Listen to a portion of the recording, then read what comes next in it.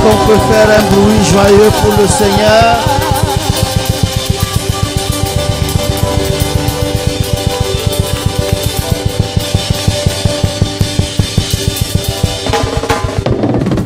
Tu mérites la gloire, Seigneur. Et pendant que nous sommes debout, j'aimerais nous inviter à ouvrir notre Bible dans le livre de Genèse au chapitre 33, les versets 8 à 11. Genèse 33, 8 à 11. Et je lis dans la traduction de Parole de vie. Ésaü demande: qu'est-ce que tu allais faire avec tous les troupeaux que j'ai rencontrés? Jacob répond: mon maître, je voulais que tu te montres bon envers moi. Ésaü continue: mon frère, j'ai assez de biens, garde ce qui est à toi. Jacob dit: non, je t'en prie. Si tu ne m'en veux plus, accepte ce cadeau que je te fais. Ton visage a été pour moi comme le visage de Dieu. En effet, tu as été bon pour moi. Accepte donc le cadeau que je t'ai envoyé. C'est Dieu qui me l'a donné et j'ai tout ce qu'il me faut. Jacob insiste et Ésaü finit par accepter. Nous acclamons la parole du Seigneur. J'aimerais que vous puissiez prendre place et je demande vraiment la grâce à Dieu ce soir pour pouvoir parler. Je suis dans une très forte émotion parce que au-delà d'une simple rencontre, il y a quelque chose de grand qui se fait ce soir. En fait, ça fait beaucoup d'années que nous ne nous sommes pas retrouvés à trois. Avec notre Nabi. La première fois que j'ai rencontré le prophète Jean-Marie Domoro, je n'avais pas les mots à la fin de la réunion parce que je me disais: comment est-ce que c'est possible? Et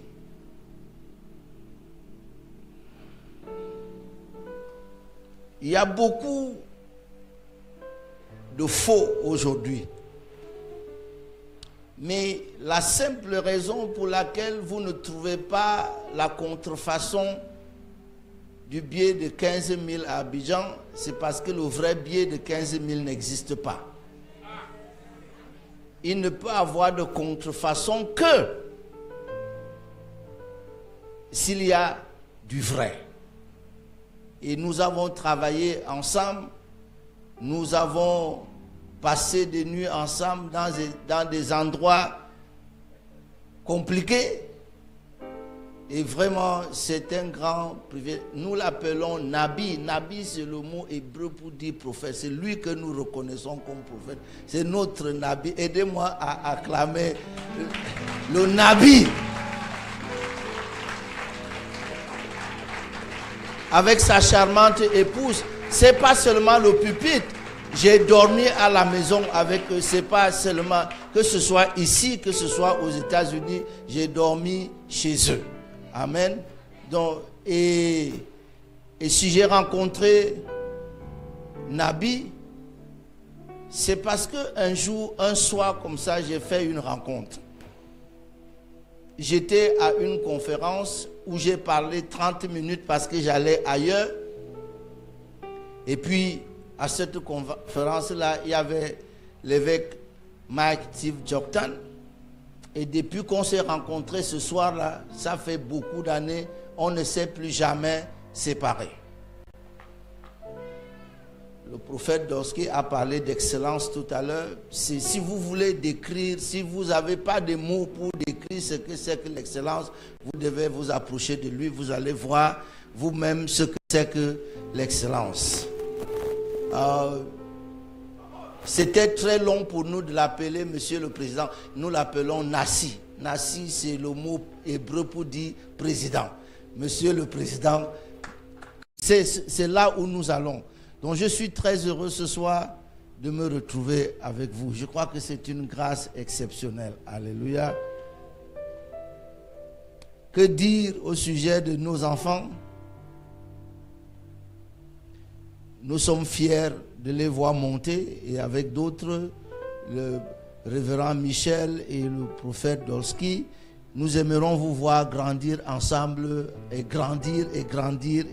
Mais il ne faut pas seulement nous tuer pendant que nous sommes vivants encore. Donc allez, alléluia. Et tous ceux qui sont là, je vous aime dans le Seigneur et je vous apprécie. Je voudrais parler ce soir sur le thème connexion prophétique pour un nouveau départ.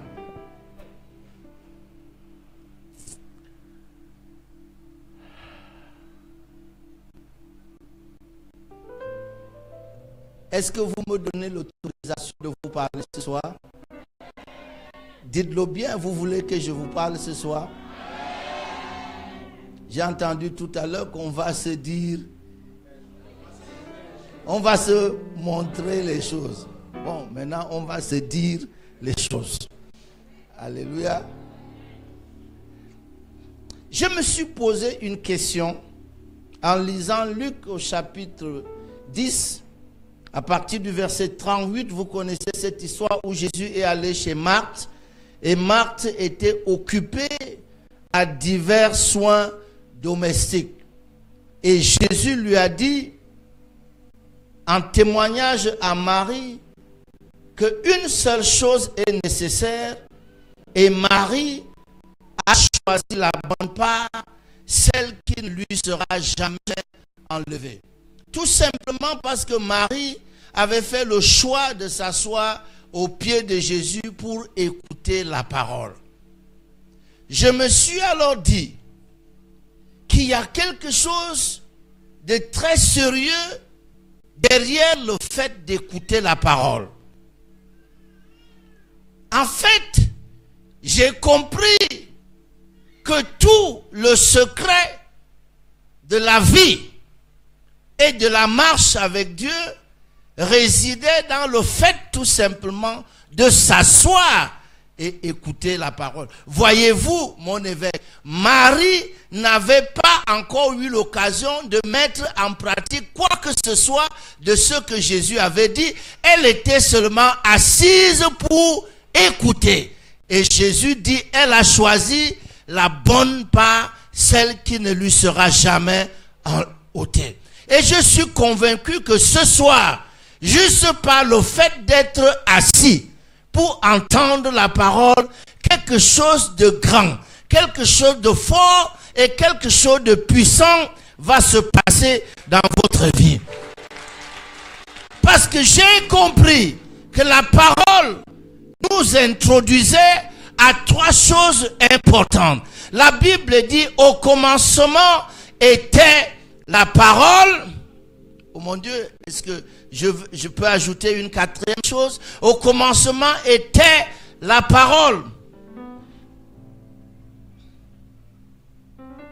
Et la parole était avec Dieu. La première chose, c'est que la parole vous connecte à la présence même de Dieu. Parce qu'au commencement, la parole était avec Dieu. Il n'y a pas possibilité d'être en contact avec la parole de Dieu et de ne pas être en contact avec Dieu.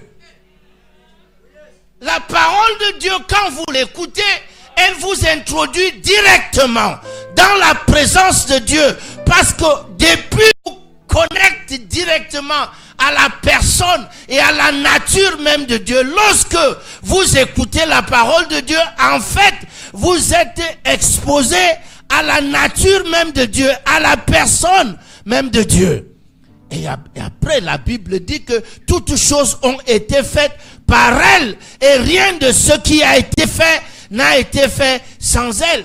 La parole vous connecte directement à la puissance de Dieu, pas seulement la puissance de Dieu, mais la puissance créatrice de Dieu, au point que même s'il y avait des choses qui vous manquaient, même s'il y avait des choses qui n'existaient pas pour vous, à l'instant où vous écoutez la parole de Dieu, tout est possible.